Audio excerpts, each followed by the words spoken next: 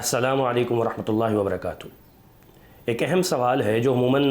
والدین کے ذہنوں میں آتا ہے اور ہمارے معاشرے میں اس سے متعلق بہت سی چیزیں بھی مشہور کی گئی ہیں کہ بچوں کو جنات کا دکھائی دینا اور بچوں پر ان کے اثرات۔ سب سے پہلے تو سوال یہ پیدا ہوتا ہے کیا ہم یا بچے جنات کو دیکھ سکتے ہیں؟ تو اس کی ادلہ ہمیں ملتی ہیں صحیح حدیث میں کہ رسول اللہ صلی اللہ علیہ وسلم نے سیدنا ابو ہریرہ رضی اللہ تعالیٰ عنہ کو بیت المال پر نگہبان رکھا، چوکیداری دی، تو وہاں روز ایک شیطان انسانی شکل میں آ کر کچھ نہ کچھ چرانے کی کوشش کرتا اور بالآخر سیدنا ابو ہریرہ رضی اللہ تعالیٰ عنہ نے اسے ایک دن نہ معاف کرنے کے ارادے سے قابو کر لیا۔ تو اس نے آیت الکرسی کا وظیفہ انہیں بتایا اور اللہ کے نبی صلی اللہ علیہ وسلم کو جب سیدنا ابو ہریرہ رضی اللہ تعالیٰ عنہ نے یہ معاملہ بتایا تو آپ نے اس کی تائید کی اور یہ بتایا کہ یہ شیطان تھا۔ اسی طریقے سے بدر کے اندر ایک شخص جو ہے وہ اللہ کے نبی صلی اللہ علیہ وسلم اور صحابہ کرام کے خلاف جنگ پر ابھارنے کے لیے سراقہ بن مالک جاشم کے نام سے جو ہے وہ آیا اور اس نے آ کر مشرکین کی طرف سے انہیں ابھارا کہ مسلمانوں کے خلاف جنگ کی جائے، لیکن جب جنگ میں مسلمانوں کا پلڑا بھاری ہونے لگا اور فرشتوں کی فوج اترنے لگی تو یہ راہ فرار اختیار کر گیا۔ اسی طریقے سے صحیح مسلم کی ایک روایت میں ہے کہ رسول اللہ صلی اللہ علیہ وسلم نے فرمایا کہ مدینہ کے اندر کچھ عوامر ایسے جنات جو لوگوں کے گھروں میں رہتے ہیں مسلمان ہو گئے، لہٰذا جب تمہارے گھروں میں کوئی اس طرح کی مخلوق دیکھو جو سانپ یا بچو یا اس طرح کے موذی جانور کی صورت میں، تو 3 دنوں سے للکارو، 3 دنوں سے پکارو، اسے وارننگ دو، اسے کہو کہ اگر تم کوئی اور مخلوق ہو تو اب یہاں سے چلے جاؤ، یہاں ہمیں پریشان نہ کرو، لیکن اگر وہ 3 دن کی وارننگ کے بعد نہ آئے تو خیر ہے، اور اگر پھر سامنے آئے تو اسے قتل کر دو۔ اور یہ حدیث مکمل ایک صحابی جن کے ساتھ یہ معاملہ ہوا کہ انہوں نے وارننگ دیے بغیر ایک سانپ کو جو ان کے گھر میں تھا قتل کر دیا، تو صحابہ کرام فرماتے ہیں کہ ہمیں معلوم نہیں ہے کہ پہلے وہ سانپ مرا یا اس صحابی کا انتقال ہوا، اور اللہ کے نبی صلی اللہ علیہ وسلم نے پھر صحابہ کو حکم دیا کہ اپنے اس بھائی کو دفن کر دیں۔ تو یہ کچھ روایات ہیں جس سے یہ ثابت ہوتا ہے کہ جنات دکھائی دے سکتے ہیں۔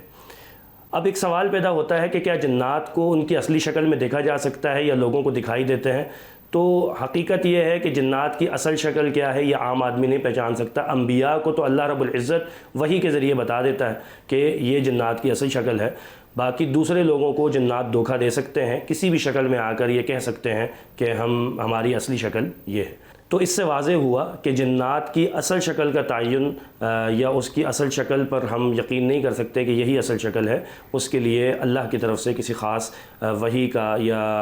ایک دلیل کا ہونا ضروری ہے۔ اب اس موضوع سے متعلق تیسرا سوال یہ پیدا ہوتا ہے، بہت سے لوگوں کے ذہنوں میں خیال آتا ہے کہ بچے جنات کو دیکھ سکتے ہیں۔ یعنی ایک تو ہے کہ کسی بچے کو دکھائی دینا، لیکن بہت سے لوگوں کے ذہنوں میں یہ ہے کہ چھوٹے بچے جو ابھی رضاعت کے معاملات میں دودھ پینے کی عمر میں ہوتے ہیں یہ جنات کو دیکھ سکتے ہیں، یعنی اللہ نے قدرت دی ہے۔ تو یہ بھی ایک جو ہے وہ پھیلی ہوئی بات ہے یا افواہ ہے، کیونکہ جہاں اللہ کے نبی صلی اللہ علیہ وسلم نے ان غیر مرئی چیزوں کو دیکھنے کا ذکر کیا، جیسے جنات کو اور شیاطین کو گدھا دیکھتا ہے، تو اللہ کے نبی صلی اللہ علیہ وسلم نے ذکر کیا کہ یہ گدھا ان کو دیکھتا ہے، لہٰذا جب یہ آواز نکالے تو تم اعوذ باللہ پڑھو۔ اسی طریقے سے فرشتوں کو جو ہے وہ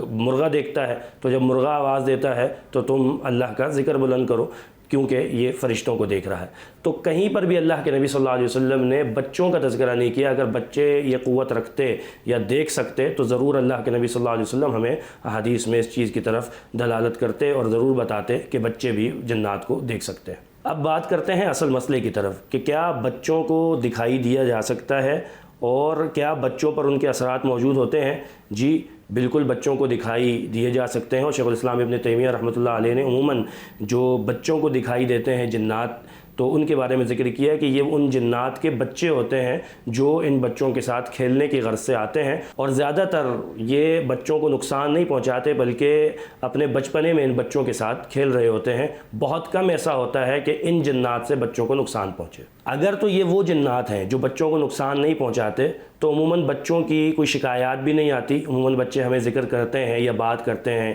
کبھی کسی ایسی چیز کا ذکر کرتے ہیں کہ ہمارے ساتھ ہمارا دوست کھیل رہا تھا اور ہم بھی اسے ہوا میں اڑا دیتے ہیں کہ ٹھیک ہے، بچے اپنی تخیلات کی زندگی میں یہ چیزیں سوچتے ہیں اور بچوں کی ایک عادت ہے وہ اپنی تخیل کی زندگی میں رہتے ہیں تو یہ چیزیں بیان کرتے ہیں، تو عموماً وہ بچوں کو نقصان نہیں پہنچاتے۔ لیکن اگر بچوں کو نقصان پہنچ رہا ہے، بچے ان پر اثرات اس کے ظاہر ہو رہے ہیں، تو کچھ علامات ہیں کہ وہ خبیث یا برے شیاطین ہیں جو بچوں کے ساتھ جو ہے وہ اس طرح کے معاملات کر رہے ہیں، انہیں ڈرا رہے ہیں یا ان کا تسلط بچوں پر آ رہا ہے۔ ان برے شیاطین کا بچوں کے ساتھ ان کے اثرات کا ہونا یا بچوں کو دکھنا، اس کے پیچھے کچھ وجوہات ہیں۔ کچھ وجوہات ولادت سے پہلے کی ہیں۔ پہلی وجہ یہ ہے کہ جو اللہ کے نبی صلی اللہ علیہ وسلم نے ایک مسنون دعا میاں بیوی کے تعلق کو قائم کرتے وقت بتائی ہے، اگر والدین اس کا اہتمام نہیں کرتے تو شیاطین کے لیے آسانی ہوتی ہے کہ وہ بعد میں بچوں کو تکلیف بھی پہنچائے یا انہیں جو ہے وہ پریشان بھی کرے۔ دوسرا سبب کہ جب بچہ ماں کے پیٹ میں ہوتا ہے تو اس وقت عموماً والدہ کو پاکیزگی کا، خاص طور پر قرآن کی تلاوت کرنے کا، قرآن کو سننے کا، ان چیزوں کا خیال کرنا چاہیے، نہ کہ جو ہمارے دور میں یا ہمارے معاشرے میں حالات میں جو اس وقت جو ہیں وہ بالکل ہی دینداری سے دور ہو جاتے ہیں اور فلموں میں، ڈراموں میں، ناولز کے اندر یا کہانی قصوں میں پڑ جاتے ہیں، تو اس سے بھی بچے پر اس کے اثرات منتقل ہوتے ہیں۔ ایک اور اہم وجہ جو بچوں پر اثرات یا بچوں کو جنات دکھائی دینے کی ہے وہ والدین سے متعلق ہے۔ عموماً زیادہ تر جو امکانات ہوتے ہیں اس طرح کے بچوں پر وہ اسی وجہ سے ہوتے ہیں کہ والدین میں سے کسی ایک پر ان چیزوں کے اثرات موجود ہیں یا کوئی بیماری ان کو جو جنات سے متعلق ہے وہ موجود ہے، جس کی وجہ سے بچوں تک ان کی رسائی ہوتی ہے۔ زیادہ تر یہی ہوتا ہے کہ والدین کی وجہ سے بچوں پر ان کے اثرات ہوتے ہیں، یہ بھی ایک اہم وجہ ہے۔ اور کچھ وجوہات ہیں جو بچے کی پیدائش کے بعد ہیں جس کی وجہ سے بچوں پر جنات کے اثرات ہوتے ہیں۔ اس میں سب سے پہلی وجہ یہ ہے کہ اس گھر کے اندر دینی امور کا خیال نہیں کیا جاتا، بچوں پر ان کے والدین جو دم کرنا ہے، شرعی اوراد ہیں، اس کا خیال نہیں کرتے، بچوں پر وہ نہیں پڑھتے، جس کی وجہ سے یہ معاملات درپیش ہوتے ہیں۔ ایک اور وجہ جو ہے وہ ولادت کے بعد کی بچوں پر ان چیزوں کے اثرات کا ہونا وہ یہ ہے کہ گھر کے اندر تصاویر کا بہت زیادہ ہونا، اسی طریقے سے فلموں کا، گانوں کا، ڈراموں کا بہت زیادہ کثرت سے ہونا، جس سے رحمت کے فرشتے بچوں سے دور ہو جاتے ہیں۔ ایک چیز یہ ذہن میں رکھ لیجئے کہ چھوٹے بچوں کو جنات نقصان نہیں پہنچا سکتے اس وقت تک جب تک وہ سیکیورٹی جو اللہ رب العزت نے ان کو دی ہوئی ہے رحمت کے فرشتوں سے وہ ہمارے اعمال کی وجہ سے دور نہ ہو جائے۔ مثلا رحمت کے فرشتوں کو جو چیزیں گھر سے دور کرتی ہیں، بچوں کی حفاظت سے دور کرتی ہیں، ان چیزوں کو عمل میں لانا، اس میں بہت سی چیزیں ہیں، گندگی کا ہونا، ناپاکی کا ہونا، ناچ گانے کا ہونا، گھروں میں تصویروں کا ہونا، بتوں کا ہونا، مجسموں کا ہونا، یا بہت سی ایسی چیزیں جن سے رحمت کے فرشتے دور ہوتے ہیں۔ اگر یہ بچوں سے ہماری حرکات کی وجہ سے دور ہوتے ہیں تو یہ شیاطین کو موقع ملتا ہے بچوں کو نقصان پہنچانے کا۔ تو جو چیز آج کی گفتگو میں آپ کو سمجھانا مقصود تھی وہ یہ تھی کہ بچوں کو یہ دکھائی دیتے ہیں، ہر بچے کو نہیں لیکن کچھ بچوں کو ضرور یہ دکھائی دیے جا سکتے ہیں، اور ان میں سے کچھ بچوں کو یہ نقصان بھی پہنچا سکتے ہیں، لیکن ان نقصانات کے پیچھے بھی کچھ وجوہات ہیں، جن وجوہات کا میں نے تذکرہ کیا کہ گھروں کے اندر جن چیزوں کا خیال نہیں ہوتا اس وجہ سے یہ معاملات ہوتے ہیں۔ تو انشاءاللہ اگلے کلپ میں ہم آپ کو بتائیں گے کہ بچوں پر ان چیزوں کے اثرات یا بچوں کو دکھائی دینے کے علامات کیا ہیں کہ جس سے آپ کو اندازہ ہو کہ واقعی طور پر بچوں کو یہ دکھائی دے رہے ہیں، اور ان چیزوں سے بچنے کا جو ہے وہ طریقہ کار کیا ہے، علاج کیا ہے۔ السلام علیکم ورحمۃ اللہ وبرکاتہ۔